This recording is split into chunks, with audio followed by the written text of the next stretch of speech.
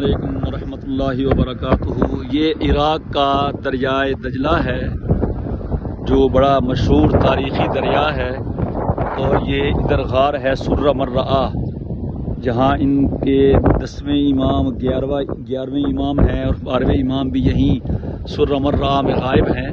اس کے قریب یہ دریائے دجلہ ہے جہاں حضرات صحابہ کرام رضوان اللہ تعالی علیہم اجمعین نے اپنے گھوڑے دوڑا دیے تھے، جسے بحر ظلمات بھی کہا جاتا ہے، جن کے بارے میں اقبال نے کہا تھا، دشت تو دشت تھے دریا بھی نہ چھوڑے ہم نے، بحر ظلمات میں دوڑا دیے گھوڑے ہم نے۔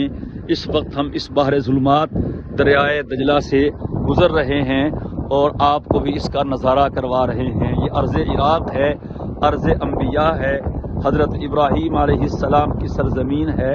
پہلے دریائے فرات دیکھا تھا ہم نے، وہ تو بڑا عظیم دریا ہے، اب یہ دریائے دجلہ ہے۔ اب دیکھ لیں کتنا لمبا چوڑا اور وسیع دریا ہے۔